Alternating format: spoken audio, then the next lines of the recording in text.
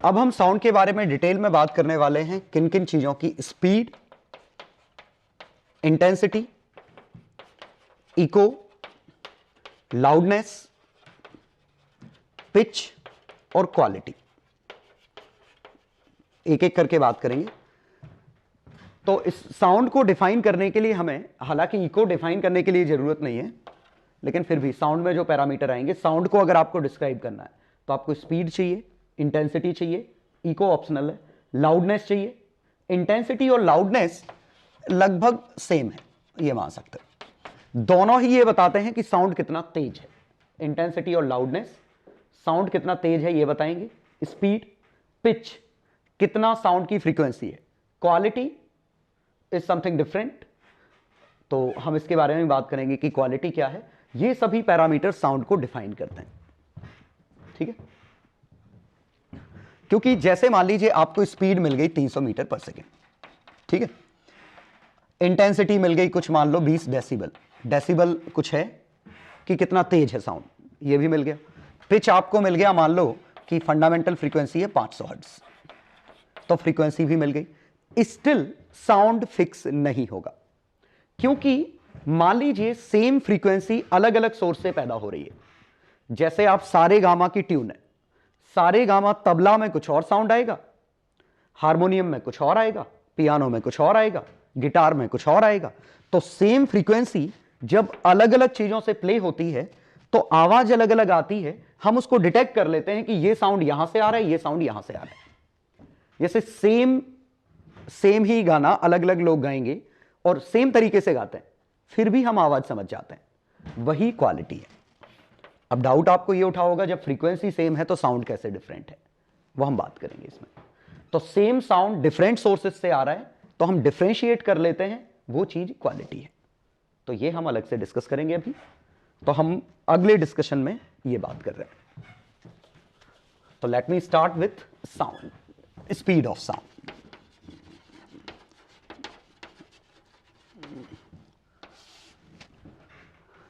हाँ, ये पार्ट जो मैं डिस्कस कर रहा हूं ये एक तरीके से फिलहाल ऑप्शनल है, क्योंकि इट मे बी पॉसिबल कि बल्क मॉड्यूलस और एडियाबेटिक कांस्टेंट कुछ ऐसे टर्म आ जाएं जो आपने नहीं करे हों, ठीक है।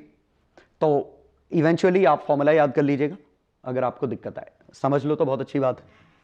अदरवाइज आगे जब टॉपिक्स हो जाएंगे या आप कर चुके हो तो आपको कोई दिक्कत नहीं आनी चाहिए। चलो, स्पीड ऑफ साउंड, तो हमें साउंड की स्पीड का फॉर्मूला देखना है। तो इस फॉर्मूले को देखने से पहले मैं ये समझता हूं कि मान लीजिए साउंड यहां से यहां सी स्पीड से ऐसे जा रहा है, ठीक है। तो मैं एक छोटा सा सेगमेंट लेता हूं, ये dx लेंथ का, ये छोटा सा मैंने सेगमेंट लिया। इस सेगमेंट पे मैं, ये सेगमेंट ऐसे ऑक्सीलेट कर रहा है, बिल्कुल छोटा सा एक लेयर ली, जो लेयर आगे पीछे ऑक्सीलेट कर रही है। तो मुझे ये सोचना है कि आखिरकार इस लेयर को आगे पीछे ऑक्सीलेट कराने के लिए एक स्प्रिंग चाहिए, क्योंकि आखिरकार ये एनालॉगस इसकी तरह है, तो ये पार्ट भी एनालॉगस इसकी तरह है। dx काफी छोटा है, कंफ्यूज मत होइएगा, बिल्कुल पतला, ठीक है, बिल्कुल पॉइंट मास की तरह। तो ये लेंथ हमारी छोटी सी dx है। ऑब्वियसली ये एक्स पोजीशन है, तो ये आगे पीछे मूव करेगा, ये आगे पीछे मूव करेगा, तो इसको मोशन करने के लिए फोर्स कौन देगा? तो ये हम कैसे समझते हैं? अगर यहां पे प्रेशर P है तो यहां पे प्रेशर, सोचो, प्रेशर का अगर आपको फंक्शन पता है तो इसके कोऑर्डिनेट x है, इसके कोऑर्डिनेट x प्लस dx है।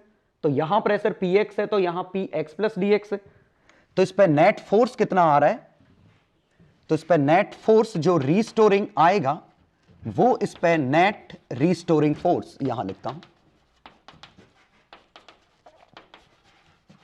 ये आएगा प्रेशर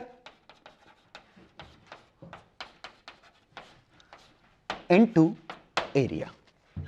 नेट प्रेशर डिफरेंस, मैंने इस प्रेशर में से इस प्रेशर को घटाया, फोर्स आया इधर नेगेटिव एक्स में, तो मैंने एक नेगेटिव लगा दिया क्योंकि फोर्स नेगेटिव एक्स में। ये रीस्टोरिंग फोर्स है। तो एक्सीलरेशन अगर देखें तो यही हमारा m इंटू एक्सीलरेशन है,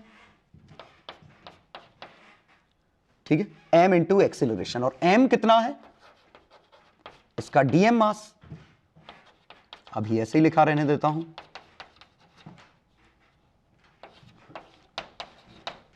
ये है।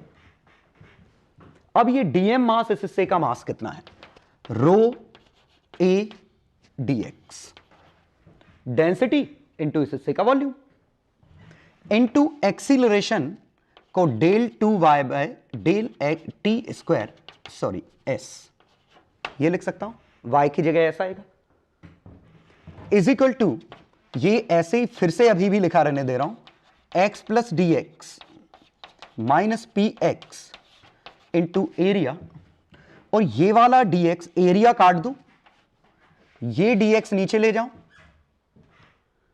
तो यहां से rho del two S by del T square is equal to minus X plus D X minus P X by D X. और ये तो कुछ मजेदार सा दिख गया फर्स्ट प्रिंसिपल के हिसाब से, del P by del X लिखा है। और अब याद करिए कि प्रेशर खुद minus B del S by del X था, तो del P by del X कितना होगा, इसका अगला derivative del two S by del x square, और ये यहां छाप दो, तो प्लस का भी del two S by del x square, ये P del sorry rho del two S by del T square, और यहां से आप देख सकते हैं कि del two S by del T square is equal to B by rho del two S by del x square, और compare करने पे ये वी स्क्वायर आ गया। याद करें, यही तो स्टैंडर्ड वेव की डिफरेंशियल इक्वेशन है सेकंड ऑर्डर की, तो ये वी स्क्वायर की तरह बिहेव कर रहा होगा, क्योंकि यहां y आता था, y की जगह ऐसा आया, बाकी डिफरेंशियल इक्वेशन बन गई, तो यही इसका वी स्क्वायर है। तो वेलोसिटी कितनी हो गई, under root bulk modulus by density, ये स्पीड ऑफ साउंड है। तो v की जगह हम चाहें तो c लिखें, तो ये speed of sound in air का प्रूफ है। और यहां एक और चीज समझ में आई कि एसएचएम करने के लिए इसको फोर्स कौन दे रहा है, तो जो प्रेशर का डिफरेंस है, एक्स पे प्रेशर कुछ और है, एक्स प्लस डी एक्स पे प्रेशर कुछ और है, द डिफरेंस इन प्रेशर, यही नेट फोर्स इसको प्रोवाइड कर रहा है, वही इसको एसएचएम कराने के लिए मदद कर रहा है, क्योंकि प्रेशर बदल रहे हैं तो ये फोर्स बदल रहा है, तो ये ऑक्सीलेट कर रहा है। ठीक है, तो ये c की value under root V by rho, इसका टेक अवे पॉइंट यही है कि स्पीड हमने निकाल ली, फॉर्मूला याद कर लेते हैं तो इसकी जरूरत शायद ही कभी पड़े। तो speed of sound in a medium is equal to under root B by rho, bulk modulus. तो अगर बल्क मॉडुलस गिवन है तो अच्छी बात है, तो सॉलिड एंड लिक्विड में तो speed under root B by rho होगी, गैसेस में भी बी बाय रो होगी, बस बल्क मॉडुलस का फॉर्मूला गामा पी हो जाता है। ठीक है, ये थर्मोडायनेमिक्स का पार्ट है कि बल्क मॉडुलस गामा पी कैसे हो जाता है। ठीक है, तो ये आपको याद रखना है। और गामा क्या है, C P upon C V, 1 plus f by 2 by f by 2, 1 plus 2 by f. F क्या है, degree of freedom.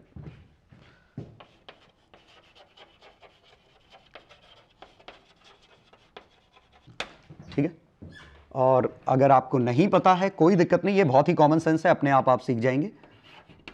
Mono atomic gas है तो डिग्री ऑफ फ्रीडम हम 3 लेंगे, डाई एटॉमिक में डिग्री ऑफ फ्रीडम 5 लेंगे, पॉली एटॉमिक में degree of freedom 6 लेंगे। बस इतना ध्यान रखो। डाई एटॉमिक जैसे H2O2, ये हीलियम, नियॉन, इस तरह। पॉली एटॉमिक या CO इसमें, हाँ पॉली एटॉमिक, तो इसमें पॉली एटॉमिक में स्ट्रक्चर बना सकते हैं हम, जैसे NH3, इस तरह का कुछ ऐसा होता, वाटर वेपर जो भी है। तो शायद आपको समझ में आ गया होगा कि डिग्री ऑफ फ्रीडम अलग अलग है। तो इसके लिए गामा की value 1 plus 2 by f, 1 plus 2 by 3, 5 by 3।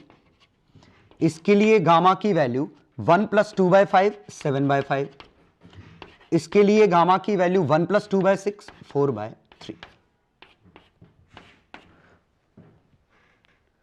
तो अभी अगर आपको जरूरत पड़े तो आप इस टेबल को रेफर कर लीजिएगा, इससे गामा की वैल्यू उठा लीजिएगा और आपको स्पीड मिल जाएगी।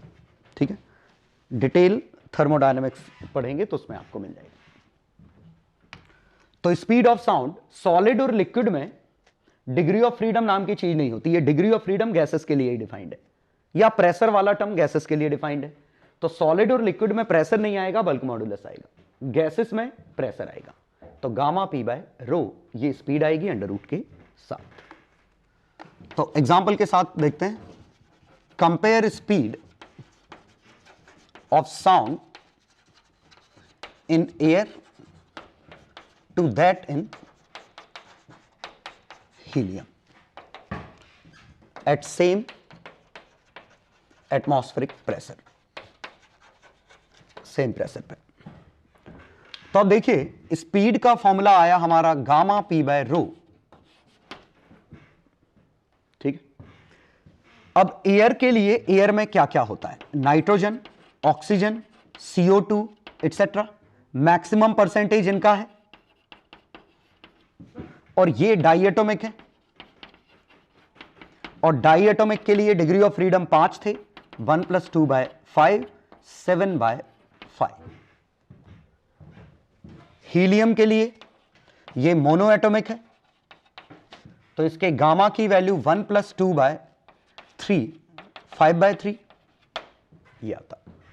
यहां स्पीड देखें तो स्पीड आती gamma 7/5, pressure 1 atmosphere.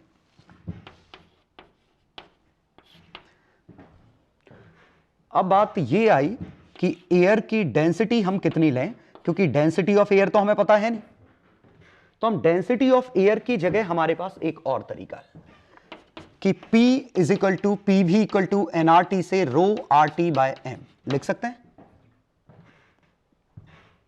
P = ρRT/m, इससे P/ρ की वैल्यू उठा लूं तो गामा RT/m ये भी स्पीड है। लेकिन अब इसमें आया मोलर मास क्या है? तो मोलर मास के लिए इसका मोलर मास 28 है, इसका मोलर मास कितना है? 32। मैक्सिमम परसेंटेज इनका है, तो हम मोलर मास 30 के आसपास ले लें। तो एयर का मोलर मास 30 ग्राम ले लेते हैं। और हम ये फॉर्मूले में डेंसिटी अननोन थी, हमें नहीं पता था, लेकिन अब तो हमें पता है गामा की वैल्यू कितनी है। 7/5, R 8.31, टेम्परेचर रूम टेम्परेचर मान लें 300, मोलर मास 30 ग्राम। ग्राम को ऐसा यूनिट में कन्वर्ट करना ना भूलें। ठीक है, तो यहां से 0 0 3 से 3 कटा 10⁴, 7/5 8.31 इंटू 10⁴। ठीक है, 7 का 8 गुना 56 21 58/5 58/5 11.6 के करीबन इंटू 100। रूट 11.6 3.4 के आसपास है, यह आया 340 मीटर पर सेकेंड। तो देखिए यही होती है साउंड की स्पीड। और यहां डेंसिटी पता होती तो हम डेंसिटी से निकाल सकते थे, और मेरे ख्याल से अंडरस्टूड है डेंसिटी हम यहां कंपेयर कर सकते हैं कि अगर डेंसिटी कंपेयर करते तो डेंसिटी कितनी आती?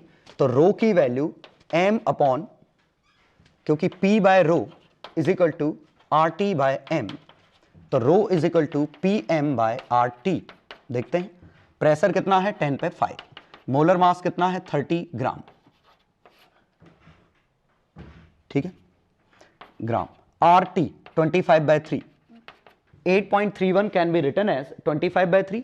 टेम्परेचर आया 300, तो 3 से 3 100 2500, तो 10⁵ इंटू 10⁶ बाय 2500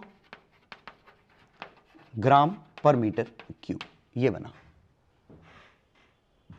तो लगभग डेंसिटी इतनी आई। 4 का मल्टीप्लाई डिवाइड करो 120 ग्राम, 4 का मल्टीप्लाई करते ठीक है, तो 12 120 ग्राम पर मीटर क्यूब ये डेंसिटी है। तो एनीवे ये साउंड की स्पीड है। तो आप ये फॉर्मूला याद रखें, या ये मैं रिकमेंड करूंगा ये वाला याद रखें, gamma R T by M. RMS speed का फॉर्मूला याद है आपको, 3 आर टी बाय एम होता है। तो इसका formula gamma R T by M, 3 की जगह गामा से रिप्लेस कर दिया। अब हीलियम में निकालना था, तो हीलियम में भी गामा पी बाय रो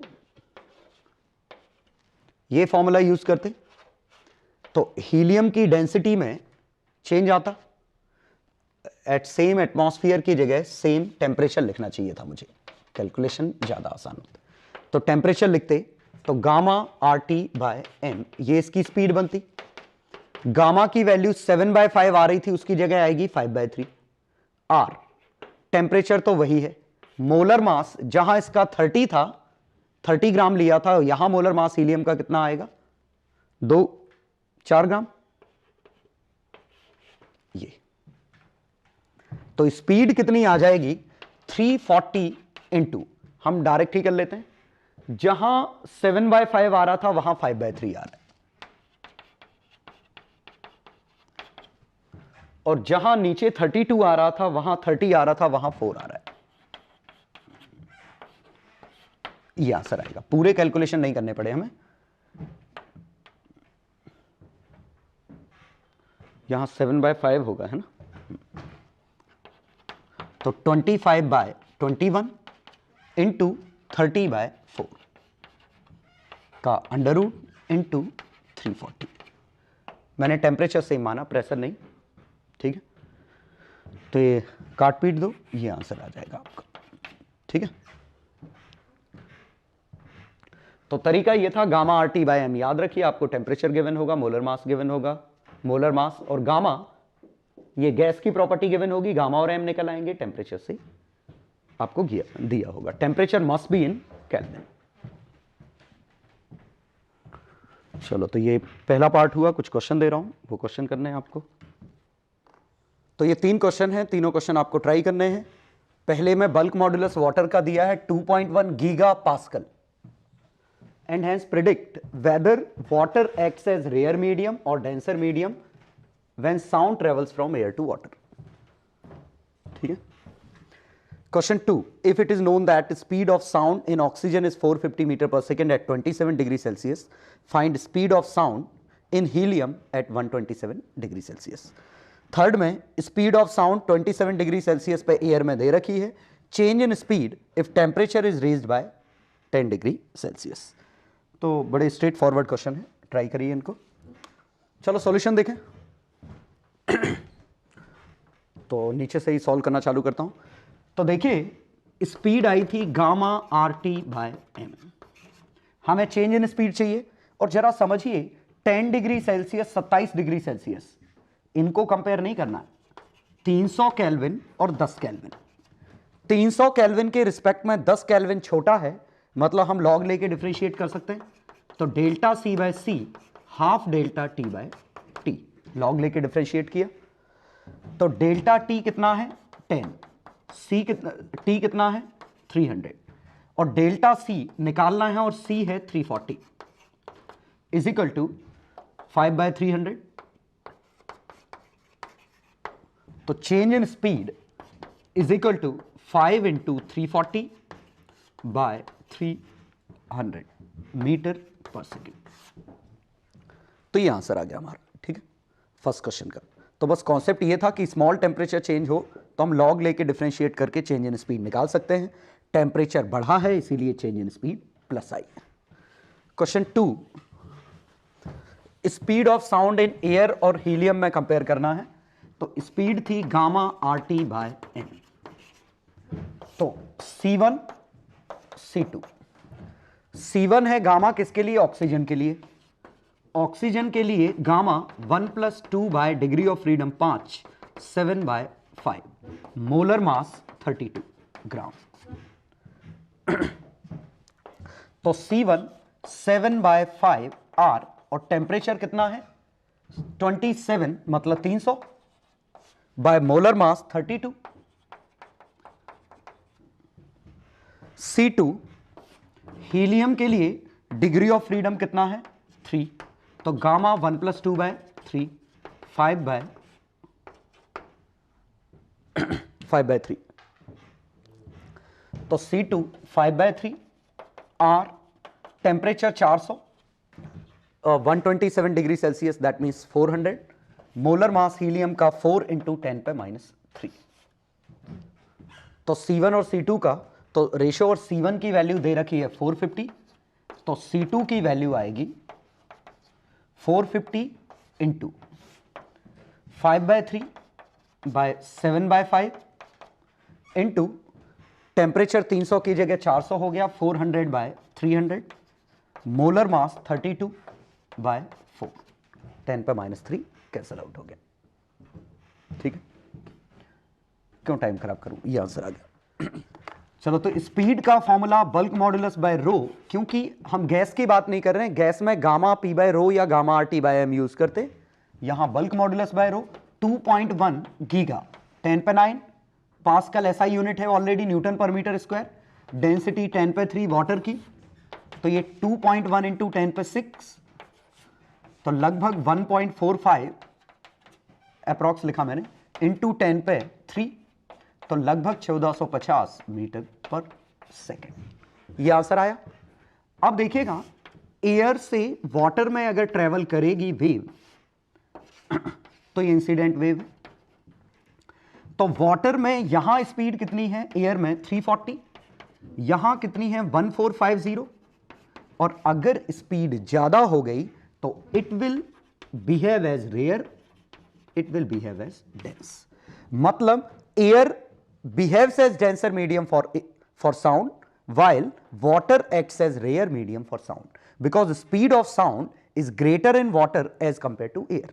Even water क्या solid में भी अच्छा खासा यही अंतर आता है, जैसे solid में बल्क मॉडुलस यही 10/10 के ऑर्डर का होता है, इस ऑर्डर का होता है, डेंसिटी 10/4 के ऑर्डर की होती है, तो अगर आप इनको डिवाइड भी करोगे V/ρ अगर सॉलिड में निकालोगे तो भी ये 10/3 के ऑर्डर का आएगा, this is greater than 340, means sound liquid में और सॉलिड्स में ज्यादा तेज मूव करता है as compare to air, that's why solid and liquids generally behave as denser medium, rarer medium for sound. Common sense के हिसाब से हमें ऐसा लगता है कि सॉलिड डेंस है, वो डेंसिटी के पॉइंट ऑफ व्यू से, ठीक है, लेकिन जब हम साउंड की बात करेंगे तो साउंड के केस में वाटर या सॉलिड रेयर मीडियम की तरह बिहेव करेंगे, ठीक।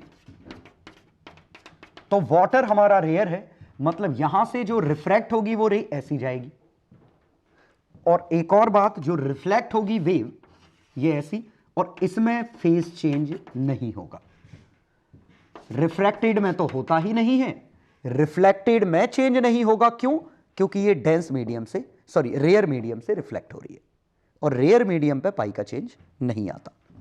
लेकिन यही अगर हम उल्टी वेव भेजते, वाटर से वेव भेजते एयर में, तो ये डेंस मीडियम आता, तो जो रिफ्लेक्ट होके आती वेव इसमें पाई का चेंज आ जाएगा। ट्रांसमिटेड में तो कभी चेंज नहीं आता। ये साउंड वेव है। तो देखिए ये क्यों थोड़ा कंफ्यूजिंग लगता है, क्योंकि हमने लाइट के केस में ऑलरेडी पढ़ रखा है कि लाइट में वाटर ज्यादा डेंस है, लाइट के केस में, इसीलिए लाइट में आता तो टुवर्ड्स द नॉर्मल आता और यहां पाई का चेंज हो जाता, लेकिन साउंड में वाटर रेयर मीडियम की तरह बिहेव करेगा, ठीक है, इसीलिए यहां अवे फ्रॉम नॉर्मल, यहां टुवर्ड्स नॉर्मल, यहां पाई का चेंज, यहां पाई का चेंज नहीं हुआ, ठीक है। तो बस ये ध्यान रखिएगा कि rare medium and dense medium in case of waves are with respect to the speed with which wave travels in that particular medium. तो इन दो मीडियम में where the speed is more will be treated as rare medium, और जहां speed कम है that will be dense. It is irrespective of the actual density of medium. ये तो स्पीड, क्योंकि दो चीजों का रोल है, डेंसिटी के साथ ये बी भी है, तो डेंसिटी बढ़ रही है तो बल्क मॉडुलस भी सॉलिड में और लिक्विड में कुछ ज्यादा ही बढ़ गया है तो स्पीड ज्यादा निकल आई है। चलो अब सेकेंड पॉइंट आया इसमें, इंटेंसिटी एंड लाउडनेस।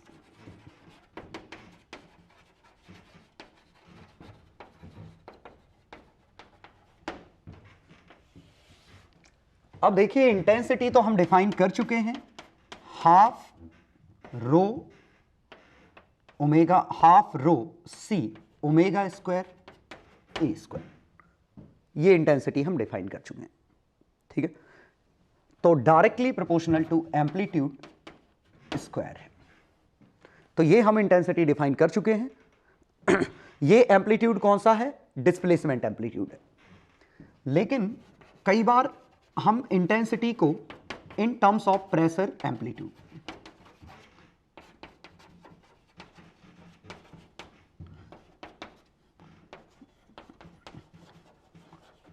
तो देखिए ए हमारा डिस्प्लेसमेंट एम्पलीट्यूड है, तो क्यों ना मैं इसे एस लिख लूं, ठीक है, डिस्प्लेसमेंट एम्पलीट्यूड। अब ये प्रेशर एम्पलीट्यूड के टर्म में क्यों बात कर रहे हैं? क्योंकि जनरली साउंड के केस में हम प्रेशर की बात करेंगे as compare to displacement. Sound में हम प्रेशर वेव को ही जनरली बात कर रहे होंगे, ठीक है, क्योंकि प्रेशर वेव में हम काफी ज्यादा कंफर्टेबल रहेंगे एज कंपेयर टू डिस्प्लेसमेंट, क्योंकि डिस्प्लेसमेंट मेजर करना बहुत मुश्किल है, प्रेशर मेजर करना आसान है, इसीलिए हम प्रेशर वेव को इतनी ज्यादा तवज्जो दे रहे हैं। चलो एनीवे, तो प्रेशर एम्पलीट्यूड, तो इंटेंसिटी आई हमारी फॉर्मूले में half rho C omega square. अब एस नॉट को तो delta P by B K का होल स्क्वायर, क्योंकि delta P is equal to B K S naught, ठीक है, हाफ रो, ठीक है, into C into omega square by delta P square by B square K square.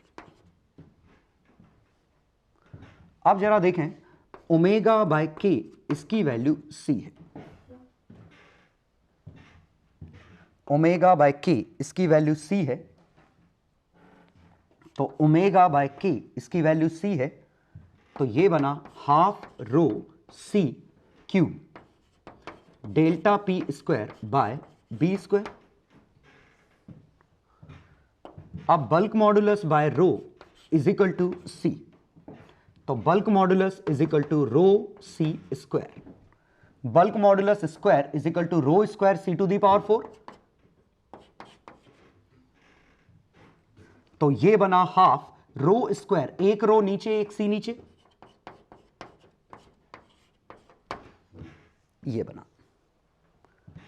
तो हमारा answer आया intensity is equal to delta P square by 2 rho C. अब समझने की कोशिश करिएगा, रो और C, these two are properties of medium. Density और स्पीड मीडियम की प्रॉपर्टी है, तो directly proportional to delta P का square, there is no role of frequency. यहां फ्रीक्वेंसी आई थी, वहां फ्रीक्वेंसी का रोल नहीं आया। वजह बिल्कुल सिंपल सी है, क्योंकि ये एस और एफ कंबाइन होके डेल्टा पी में चले गए। कैसे?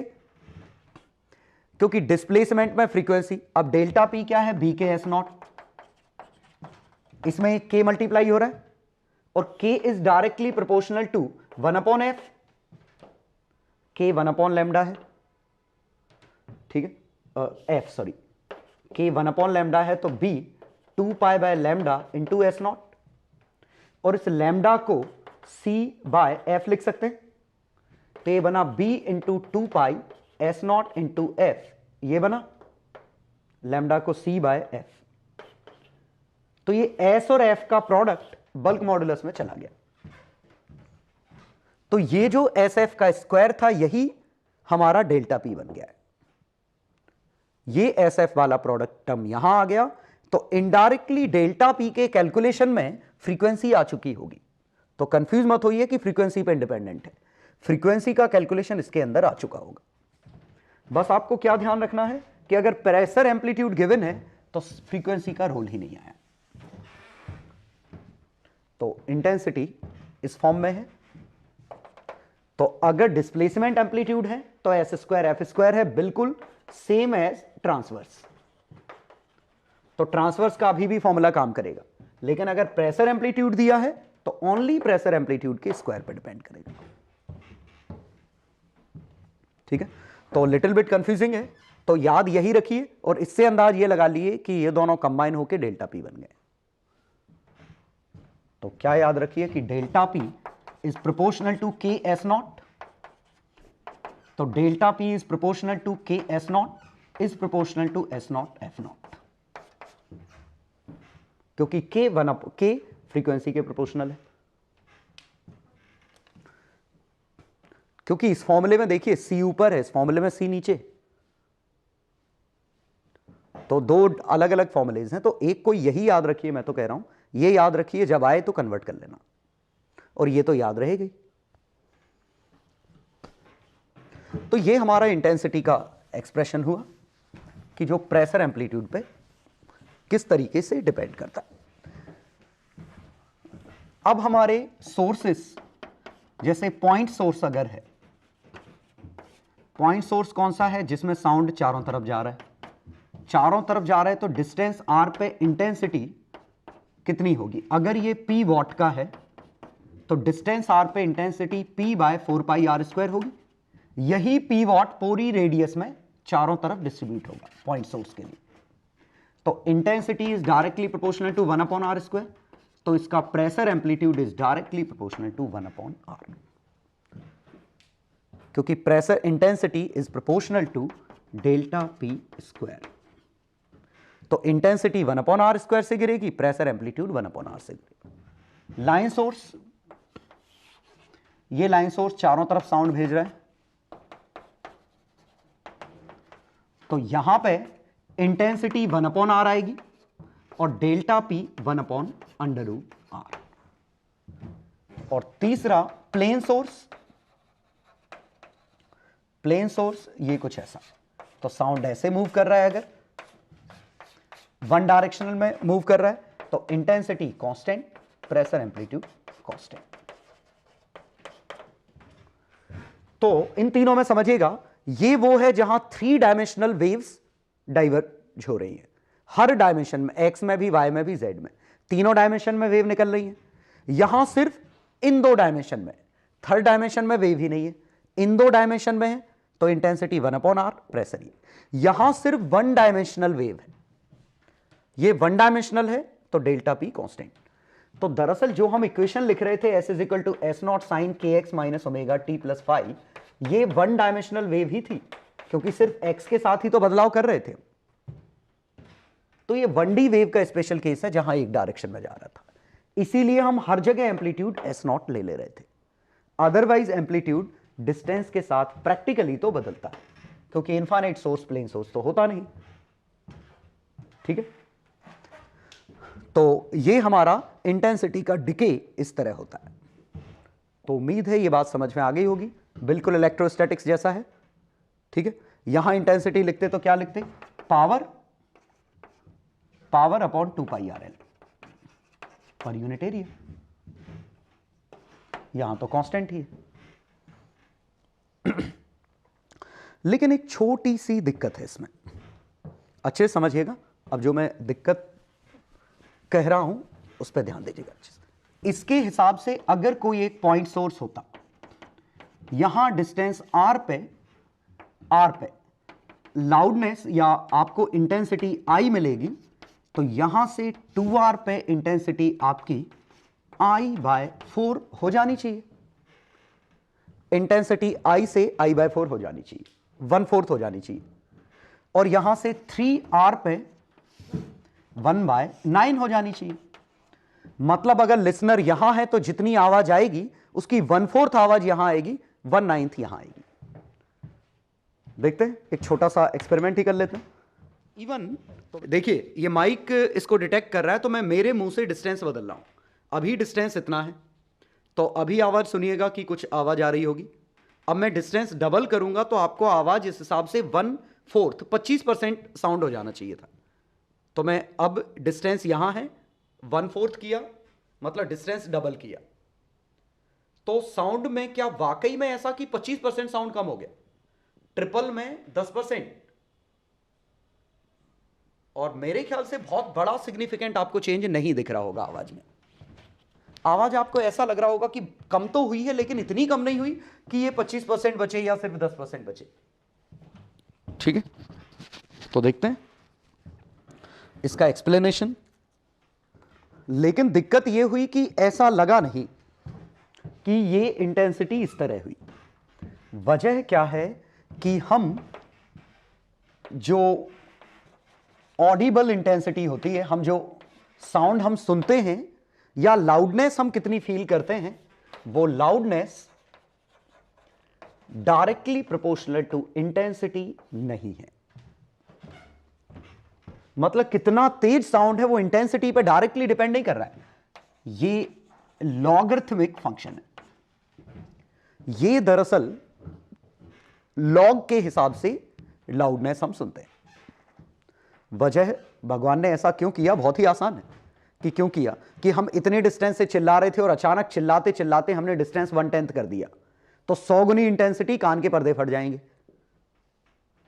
तो इंटेंसिटी के साथ बहुत तेजी से चेंज ना आए, इसीलिए लॉगरिथमिक है। मतलब इंटेंसिटी डबल करने पे आवाज जो आप सुनोगे वो दुगनी नहीं होगी, वो कुछ और आएगा। ये लॉग बना।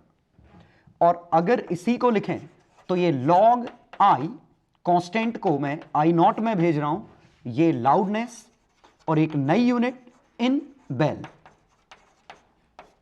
ये BEL, ये हमारी लाउडनेस की यूनिट है, और ये log I by I naught ये आया। और आई नॉट क्या है आपको बिल्कुल समझ में आ जाएगा, मिनिमम ऑडिबल इंटेंसिटी। ये मिनिमम इंटेंसिटी है जो हम सुन सकते हैं। और सही बात है, अगर आई नॉट से बड़ा होगा तभी लॉग के अंदर 1 से बड़ा जाएगा और ये टर्म पॉजिटिव होगा, और आई अगर आई नॉट से छोटा हुआ तो ये नेगेटिव होगा।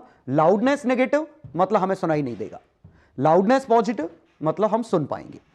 तो आई की वैल्यू आई नॉट से बड़ी होगी तभी लाउडनेस पॉजिटिव आएगी।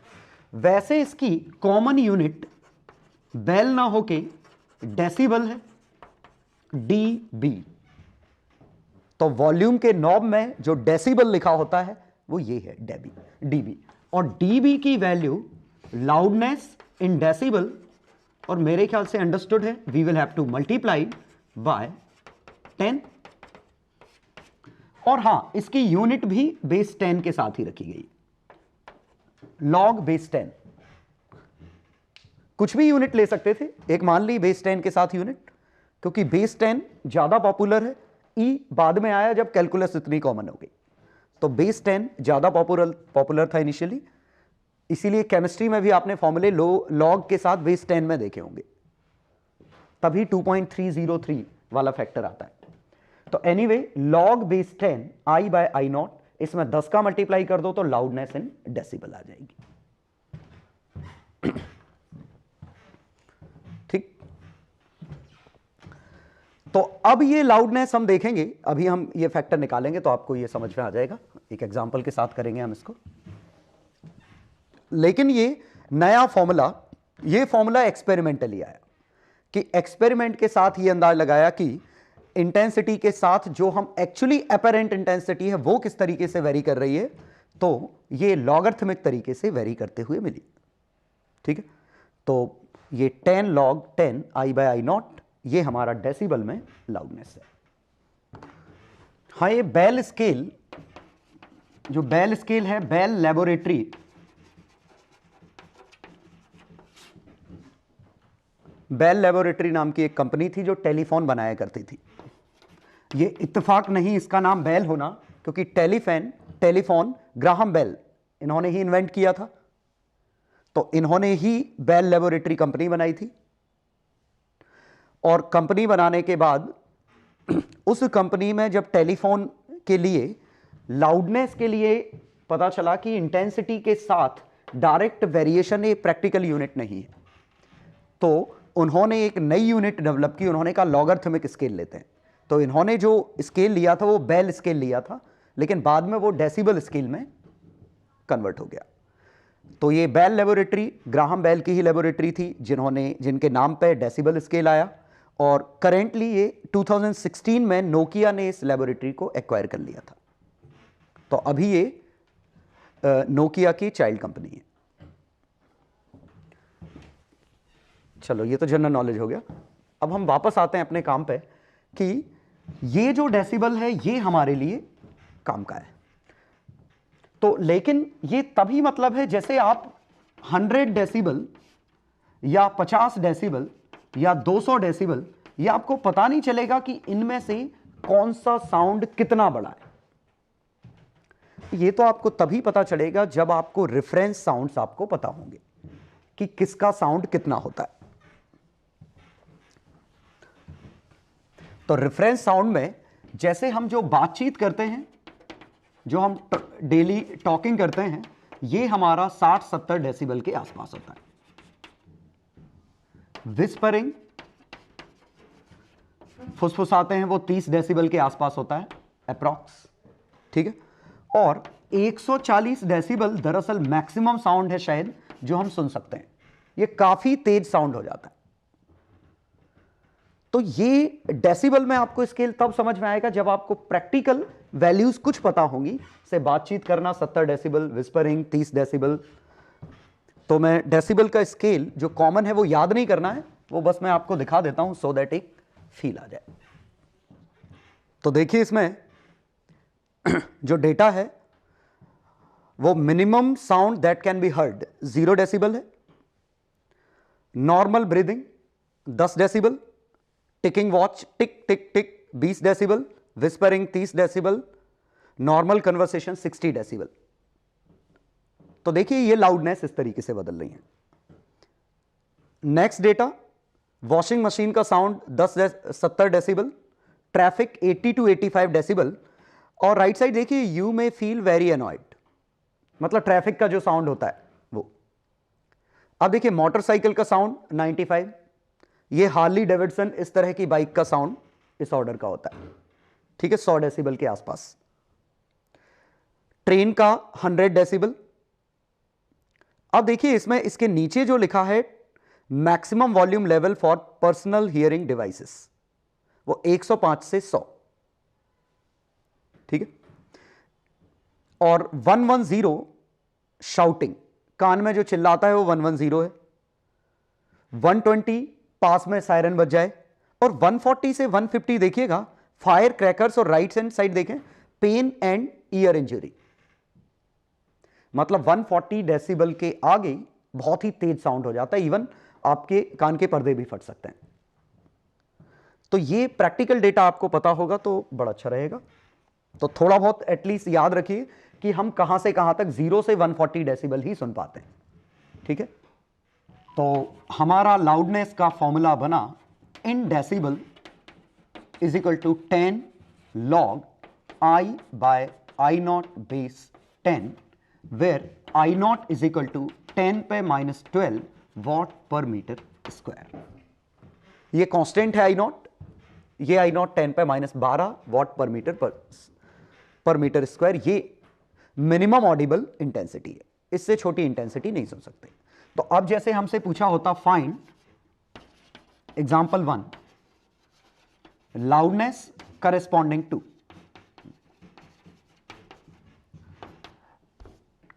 टू 10 पे 3 या 10 वॉट, सिर्फ इतना ही लेता हूं, 10 वॉट पर मीटर स्क्वायर के करेस्पॉन्डिंग लाउडनेस कितनी है। तो लाउडनेस क्या फॉर्मूला बनेगा, 10 log बेस 10 वॉट बाय 10 पे -12, 10 इंटू log 10 और 13 हो गया 10 पे, तो ये 130 डेसिबल, मतलब काफी तेज साउंड है। तो 10 वॉट पर मीटर स्क्वायर काफी तेज साउंड है। इवन 100 वॉट पर मीटर स्क्वायर 140 बन जाता। तो 100 वॉट पर मीटर स्क्वायर मैक्सिमम लाउडनेस है, मैक्सिमम इंटेंसिटी है जो आप सुन सकते हैं, मिनिमम ये है। तो प्रैक्टिकली ये आया, प्रैक्टिकली हम जो सुन सकते हैं ये है, ये 0 डेसिबल है, ये 140 डेसिबल है, ठीक है। एक और प्रैक्टिकल डेटा लेता हूं।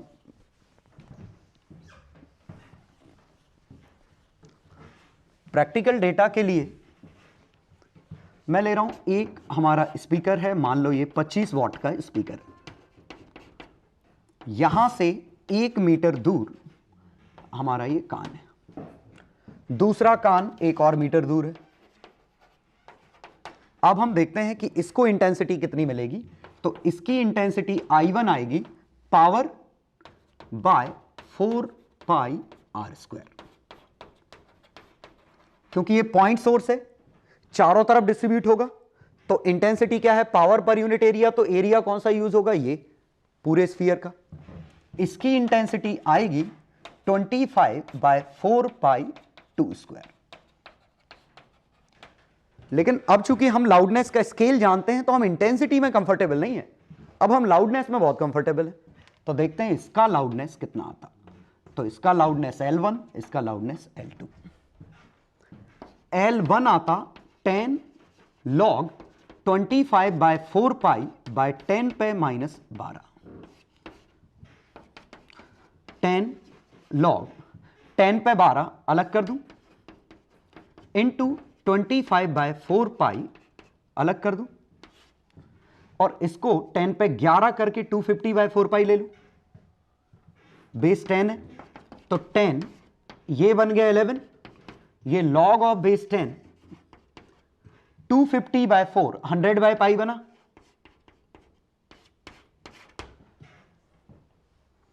ठीक है। अब log 10 100 बाय पाई, log 10 100 अलग कर लो, log 10 100 log 10 पाई अलग कर लो चाहो तो ये बना 10 टाइम्स 11 log 10 100 13 माइनस log 10 पाई, ये बना 130 माइनस 10 log 10 पाई, और log 10 3.477 होता है, log 10 4, log 3 0.3010602 होता है। तो 3.14.5 मान ले, और वैसे भी 0.5 आप कैसे सोच सकते थे, पाई स्क्वायर 10 है तो पाई √10 है, 1/2 आ गया। तो इस वाले को 0.5 लिख लूं तो यह आया 125 डेसिबल का साउंड है। मतलब 25 वॉट का स्पीकर फुल लाउडनेस पे अगर चल रहा होगा तो 1 मीटर दूर 125 डेसिबल, मतलब अच्छा खासा तेज आवाज आएगी। ये सायरन की तरह हो गया, ठीक है। मतलब कान के पास में 1 मीटर दूर कोई सायरन बजा रहा है, तो 125 डेसिबल ये है। अब जरा हम L2 देखते हैं। L2 के कैलकुलेशन में 10 log 25 by 4 pi into 4 16 pi by 10 पे माइनस 12। तो मेरे ख्याल से कैलकुलेशन समझ में आ रहे होंगे, यहां तक सेम है, बस पाई की जगह हमारा 4 पाई बन जाएगा। क्यों, यहां पे 4 की जगह 16 आता। चलो अब हम देखते हैं लाउडनेस कितनी है। तो L1 is equal to 10 log I 25 by 4 pi by 10 पे माइनस 12। इसी को लिखूं 10 log 12 अलग कर दूं, log 10 पे 12 अलग किया, log ऑफ 25 बाय 4 पाई अलग किया। ये 10 log बेस 10 है इनका, ठीक है। तो ये तो 12 बन गया, ये बना 25 बाय 4 पाई। देखते हैं ये रफली कितना आता।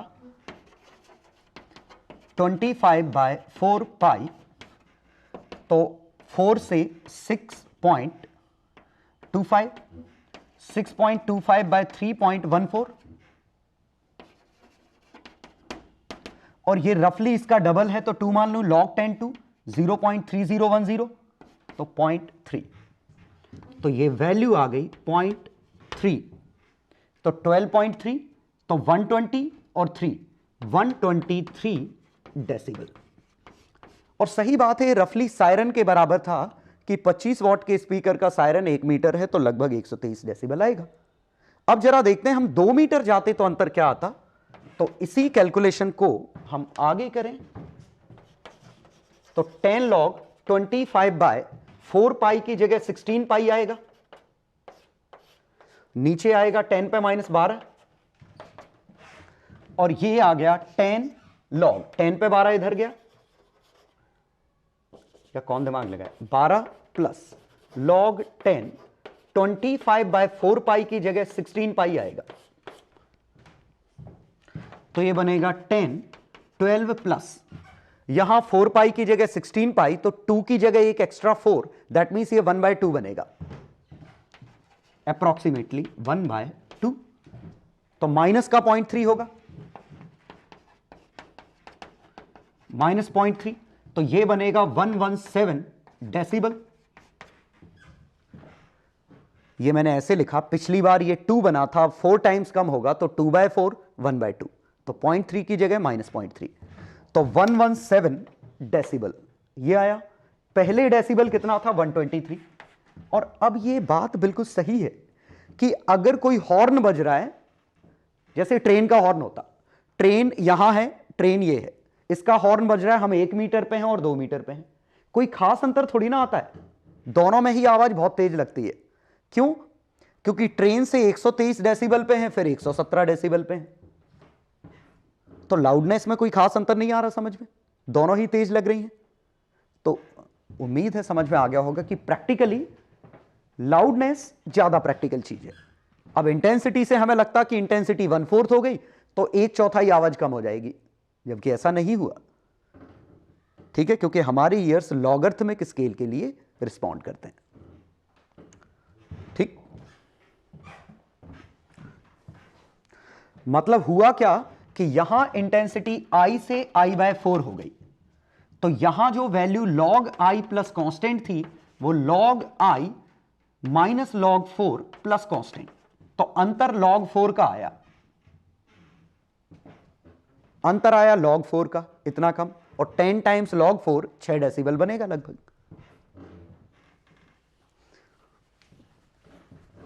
ठीक है, और एक बात आप जरूर समझ गए होंगे कि जैसे लाउडनेस 10 log I/I0 है, ठीक है, तो अगर लाउडनेस में मैंने 20 डेसिबल लिखा है, 20 डेसिबल मतलब इंटेंसिटी की वैल्यू I0 इंटू 10 पे 2, सोचो I0 इंटू 10 पे 2 बाहर आता, 30 डेसिबल लिखा है तो इंटेंसिटी I0 इंटू 10 पे 3, और 40 डेसिबल लिखा है तो इंटेंसिटी I0 इंटू 10 पे 4, मतलब 10 गुना करने पे 10 डेसिबल का चेंज आ रहा है, 10 गुना करने पे 10 डेसिबल का चेंज आ रहा है, ठीक है। पिछले ही क्वेश्चन में मैं एक और चीज पूछ सकता था कि कितने डिस्टेंस पे जाके, पिछले at what distance loudness is 0, ठीक है, तो हम क्या करते, log I/I0 इंटू 10, ये डेसिबल है, और I की वैल्यू 25/4 पाई आर स्क्वायर लिखते, ये चीज 0, 10 पे -12, तो ये 0 आ गया, तो 10 पे -12 is equal to 25/4 pi R square, तो इस हिसाब से 4 pi R square is equal to 25 into 10 पे 12/4 पाई, अंडर रूट लूं तो 5/2 रूट पाई इंटू 10 पे 6 मीटर, और ये अच्छा खासा आ गया, ये तो 1 किलोमीटर के ऑर्डर का आ गया, ये तो बहुत ज्यादा आ गया, 10 पे 3 किलोमीटर के ऑर्डर का। लेकिन प्रैक्टिकली 10 पे 3 किलोमीटर तक तो आवाज नहीं जाती, ठीक है, वजह बिल्कुल सिंपल सी, प्रैक्टिकली साउंड को एब्जॉर्ब करने वाले हमेशा होते हैं, कि जितने भी सराउंडिंग के सोर्स हैं उन सोर्स से टकरा के साउंड खत्म होता जाता है, खत्म होता जाता है, तो काफी तेजी से एटेन्यूएट हो जाता है, ये डिस्टेंस तक का तो नौबत ही नहीं आती, ठीक है। इसीलिए हम जब चिल्लाते हैं तो एक पर्टिकुलर डिस्टेंस तक ही आवाज जाती है, जबकि इस कैलकुलेशन से बड़े डिस्टेंस तक जानी चाहिए। तो वजह यही है कि साउंड के एब्जॉर्ब करने वाले सोर्स हर जगह हैं, ठीक है। इस वजह से लाउडनेस रिलेटिवली कम आती है। तो एनीवे लाउडनेस आपको समझ में आ गई होगी।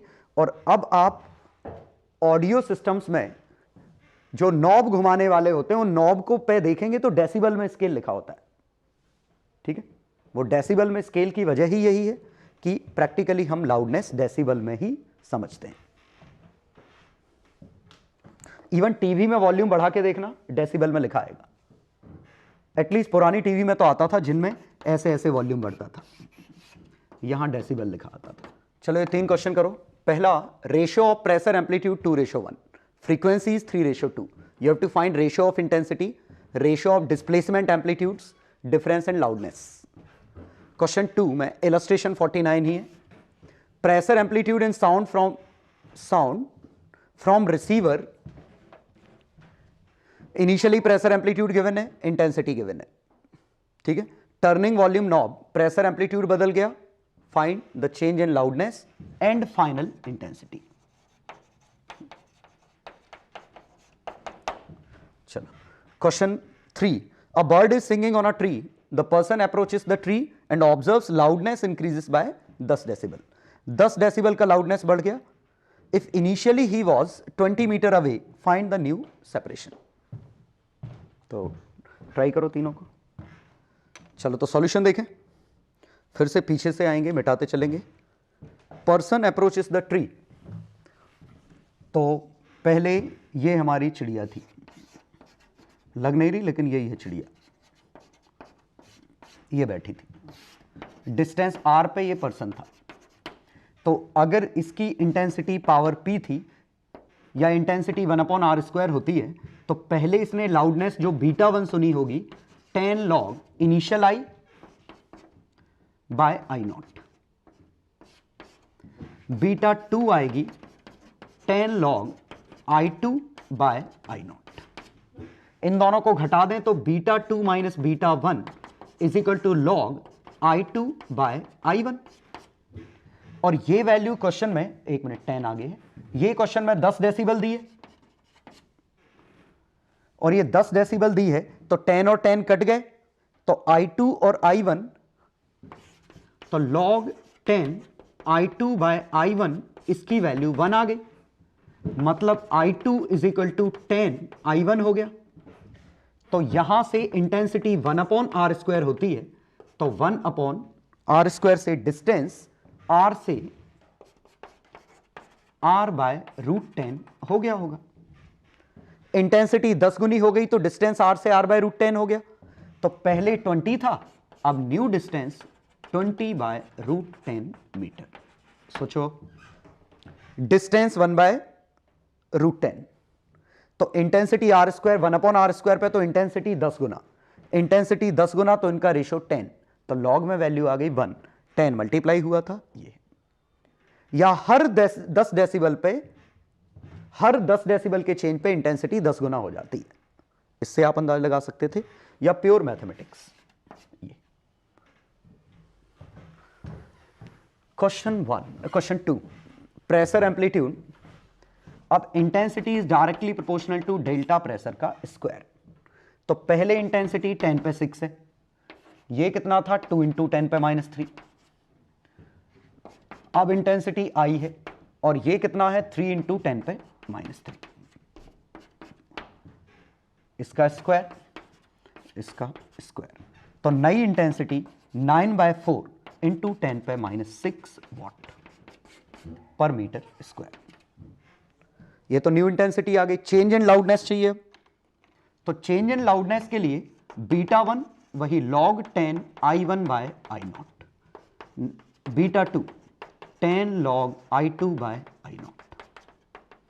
चेंज इन लाउडनेस, तो β1 माइनस β2 या β2 माइनस β1, तो 10 log, ये घटते मतलब I2 बाय I1 आ जाता। ये सोचो, log में I2 by I0 minus log I1 by I0 is equal to log I2 by I1। ये हमसे पूछा है, यही डेल्टा भी पूछा है। 10 लॉग इंटेंसिटी का रेशो, एम्पलीट्यूड 2 से 3 हो गया तो इंटेंसिटी 4 से 9 हो गई, 9/4। 10 लॉग ऑफ 9/4, तो 2 कॉमन लेके 3/2 लिख सकते हैं। और ये आया 20 लॉग 3 0.477, लॉग 2 0.3010। ठीक है, तो 3010.177 का डबल 3.4 वॉट, 3.5 डेसिबल के आसपास, रफली 3.5 डेसिबल के आसपास इंटेंसिटी बढ़ गई होगी। मैथ्स है बिल्कुल स्ट्रेट फॉरवर्ड। चलो नेक्स्ट। अब देखिए हमें प्रेशर एम्पलीट्यूड गिवन है, intensity is directly proportional to pressure amplitude directly proportional to S² F²।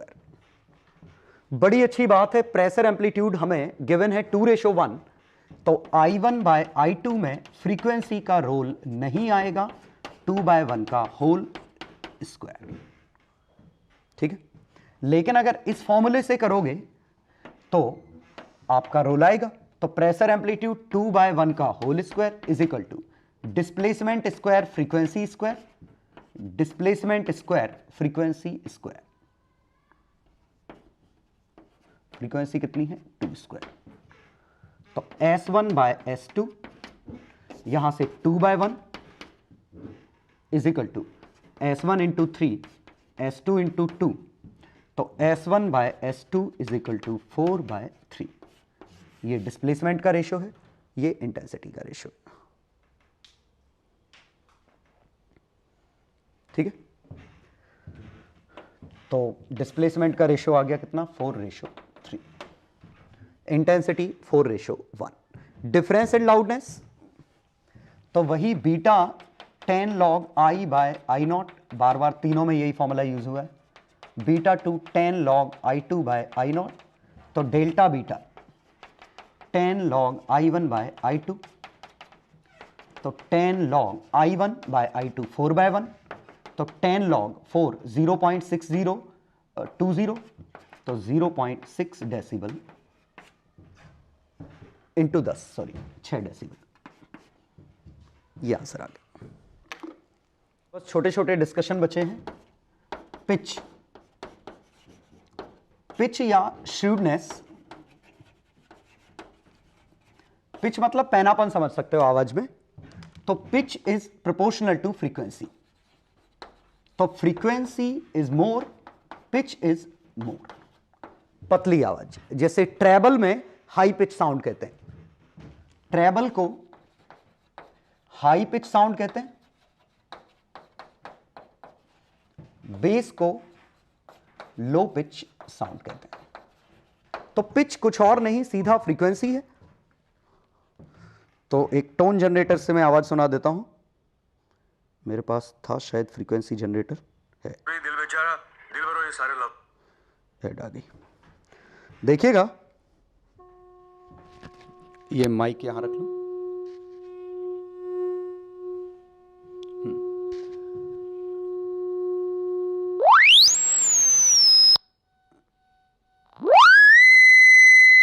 ये हाई पिच साउंड है, हाई पिच, और पिच हाई है, ये लो पिच, ये और लो पिच। ठीक है, तो पिच मैं जितनी कम करूंगा बेस इफेक्ट उतना बढ़ेगा।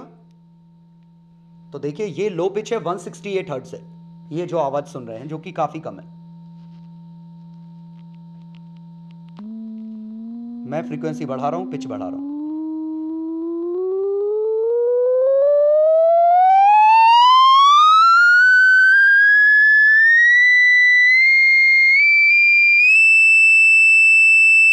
ये लास्ट वाला साउंड 2600 हर्ट्ज का था। ठीक है, तो पिच तो मेरे ख्याल से बिल्कुल आसान है। तो treble means high frequency signal, bass मतलब लो फ्रीक्वेंसी सिग्नल। तो पिच तो बिल्कुल सिंपल सी, जैसे फीमेल की वॉइस का पिच हाई होता है, मेल की वॉइस का पिच लो होता है। ठीक है, नेक्स्ट टर्म आया क्वालिटी। क्वालिटी ये थोड़ा सा अलग है। क्वालिटी मतलब सेम फ्रीक्वेंसी अलग अलग साउंड में हम डिटेक्ट कर लेते हैं कि ये किसी और का है, ये किसी और का। तो ये मैं बहुत आसानी से समझा देता हूं। ये आपका ट्यूनिंग फॉर्क है 400 हर्ट्ज पे, और ये आपका गिटार का वायर है, ये भी 400 हर्ट्ज पे ट्यून है।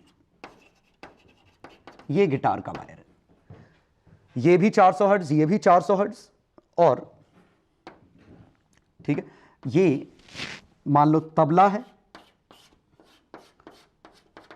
ये भी 400 हर्ट्ज पे ट्यून है। 400 हर्ट्ज पे ट्यून होना, जिन्होंने म्यूजिक सीखा है या म्यूजिक कभी देखा है, तो ट्यूनिंग फॉर्क की मदद से ही इसको ट्यून करते हैं, इसी की मदद से गिटार को ट्यून करते हैं। ट्यून करना मतलब जो फ्रीक्वेंसी इसकी है वही इसकी हो जाए, वही इसकी हो जाए। लेकिन जब हम इसमें वेव फॉर्म देखेंगे, अभी समझ में आ जाएगा मैं क्या कहने वाला हूं इसमें। तो अगर हम इनका वेव फॉर्म देखें, वेव फॉर्म देखना मतलब ऑक्सीलोस्कोप में इसको देखेंगे तो ये ऐसा दिखाई देगा। ये प्योर टोन है, प्योर टोन। जैसे मैंने कहा था कि इसमें सिर्फ फंडामेंटल फ्रीक्वेंसी ही बनेगी। इसका 400 हर्ट्ज होना मतलब इसकी फंडामेंटल फ्रीक्वेंसी 400 है। इसकी फंडामेंटल फ्रीक्वेंसी 400 है, उसके मल्टीपल भी मौजूद हो सकते हैं। तो ये जो बनेगा फंडामेंटल तो 400 है। और याद करिए कि अगर मैंने 400, 800, 1200 ये सब दे दी, तो इनका टाइम पीरियड, इसका अगर t है, इसका टाइम पीरियड t/2, इसका टाइम पीरियड t/3, इन सब का टाइम पीरियड t होगा। t/2, t/3 सबका LCM HCF करके फॉर्मूला बनाएंगे तो ये t आएगा टाइम पीरियड। तो ओवरऑल इन तीनों के कॉम्बिनेशन की फ्रीक्वेंसी बात करें तो वो t निकलेगी। ठीक वही sine theta, sine 2 theta, sine 3 theta, ये फंक्शन है। हमसे पूछा बताओ इसका पीरियड क्या है, फंडामेंटल पीरियड। नाम भी याद करिए, फंडामेंटल पीरियड मतलब जब टोटल फंक्शन रिपीट हो जाए। इसका 2π है, इसका 2π/2 है, इसका 2π/3 है, ओवरऑल का आंसर 2π है। तो फंडामेंटल पीरियड किसका है, जो इसका है। तो अगर sine theta, 2 theta, 3 theta in सब के मल्टीपल मौजूद हैं, तो ओवरऑल वेव की फ्रीक्वेंसी कौन सी होगी, जो फंडामेंटल है। भले ही ये f, 2f, 3f से मिलके बन रहा है, तो ओवरऑल रिपीट कब होगा, f पे रिपीट हो जाएगा। तो ये ग्राफ तो रिपीट होगा, लेकिन अब ये ग्राफ साइन का ग्राफ तो नहीं है। आपके पास अगर ग्राफ प्लॉटर हो तो आप इसका ग्राफ प्लॉट करके देखिएगा, तो साइन का ग्राफ नहीं बनेगा, ग्राफ कुछ ऐसा कुछ बनेगा। तो मैं रफली बना देता हूं, मुझे भी आइडिया नहीं ग्राफ कैसा बनेगा। ऐसा मतलब हर पीरियड वही है, पीरियड वही है, क्योंकि अभी भी ये 400 हर्ट्ज है, लेकिन एक बहुत बड़ा अंतर, इसमें 400 हर्ट्ज का प्योर टोन था, एक ही फ्रीक्वेंसी थी सिर्फ फंडामेंटल। लेकिन इसमें 400 हर्ट्ज के साथ उसके मल्टीपल भी मौजूद हैं, उस पर हमारी मर्जी नहीं चलती। ट्यूनिंग फॉर्क एक ऐसा केस है जहां उसके मल्टीपल मौजूद नहीं होते जनरली, लेकिन यहां पे इसके मल्टीपल मौजूद होते हैं, तो वेव फॉर्म आपका शेप बदल गया। और तबले में भी शायद, मुझे पता नहीं वेव फॉर्म कैसा होगा, लेकिन हम यह मान सकते हैं कि हो सकता है वेव फॉर्म ऐसा कुछ हो, मुझे नहीं पता कैसा है। ठीक है, बस मैं ये कह रहा हूं कि टाइम पीरियड सबका सेम है। ये भी 400 हर्ट्ज है, ये भी 400 हर्ट्ज है, ये भी 400 हर्ट्ज है, लेकिन साउंड अलग अलग क्यों आता है, क्योंकि 400 के अलावा जो उसके एडिशनल मल्टीपल थे, वो मल्टीपल इसमें कुछ और हैं, इसमें कुछ और हैं। और तबला में समझिए कि लो फ्रीक्वेंसी का परसेंटेज ज्यादा होगा, इसमें हाई फ्रीक्वेंसी का परसेंटेज ज्यादा होगा, तभी इसकी आवाज ज्यादा पतली सी समझ में आएगी, इसकी आवाज थोड़ी मोटी समझ में आएगी। ठीक है, तो ये सिंपली क्या है, स्पेक्ट्रम। मतलब आपने एक पर्टिकुलर फ्रीक्वेंसी ली, लेकिन उस फ्रीक्वेंसी के हार्मोनिक भी मौजूद होंगे, तो वो हार्मोनिक में किसका कितना परसेंटेज है, उससे हम डिटेक्ट कर लेते हैं कि ये भले ही तीनों 400 हर्ट्ज हैं, ये 400 हर्ट्ज प्योर टोन है, एक सिंगल आवाज आएगी, ये 400 हर्ट्ज में शायद हाई फ्रीक्वेंसी का परसेंटेज ज्यादा है, इसमें लो का ज्यादा है, तो इसीलिए इसके साउंड डिफरेंट है। मतलब indirectly same frequency different wave form, तो हम उससे क्वालिटी कहते हैं। ठीक, तो quality is something by which we can differentiate sounds from different instruments although they are tuned from same frequency.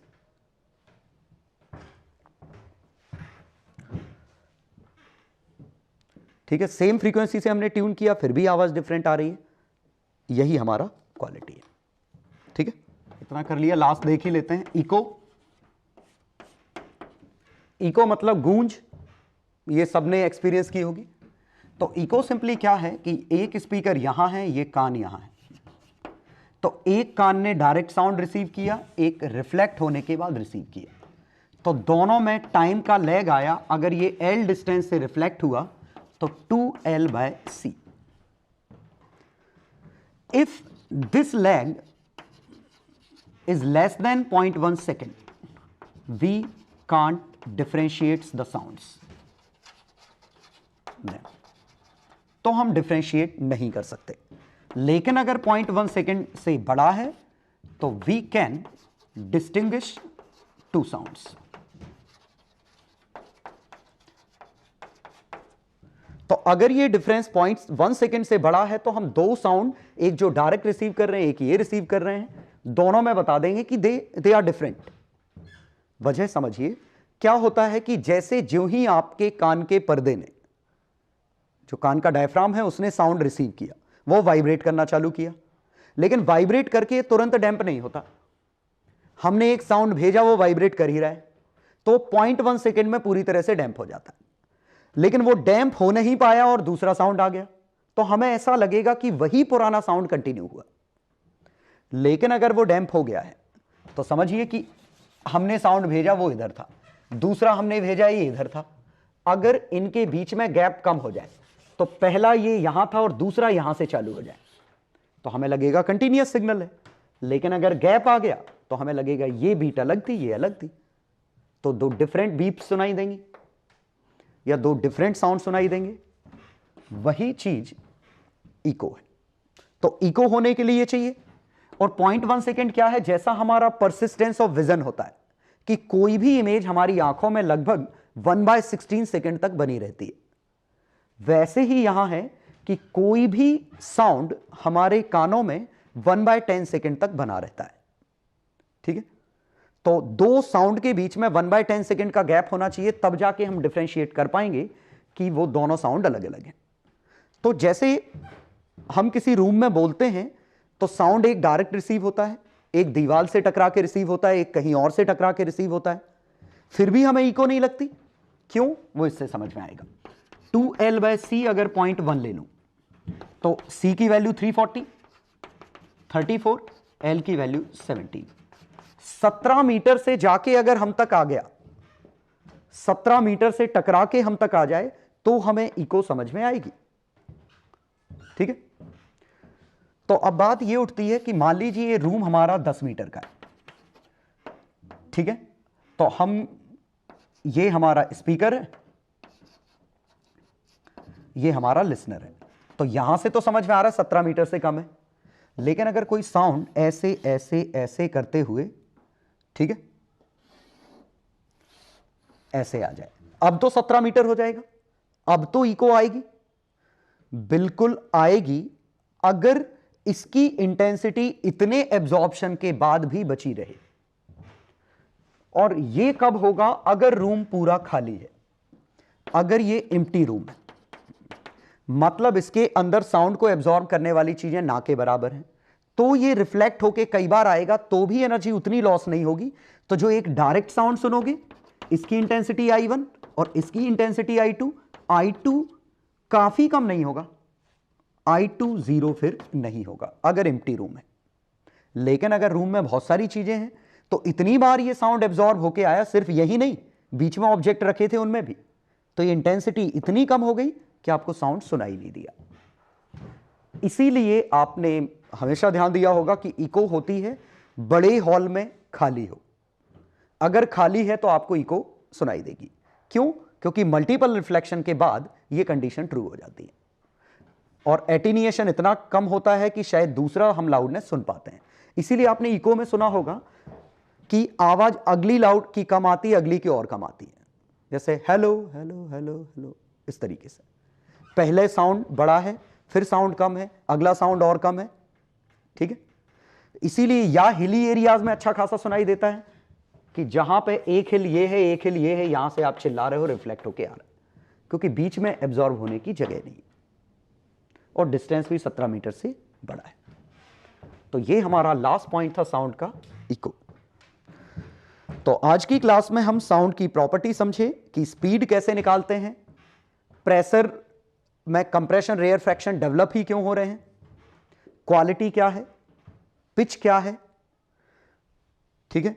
Loudness कैसे मेजर करते हैं कि नॉर्मल लाउडनेस हमने जो हम सुनते हैं वो लॉगरिथमिक स्केल पे डिपेंड करता है। तो ये आज की क्लास के पॉइंट्स थे, काफ़ी इंपॉर्टेंट थे और प्रैक्टिकल डेटा भी काफ़ी हमने इकट्ठा किया इसमें। तो साउंड के बारे में बहुत कुछ सीखें। अगली क्लास में हम साउंड से इंटरफेरेंस और मे बी अगर जल्दी हो गया तो डॉपलर इफेक्ट कंटिन्यू करेंगे।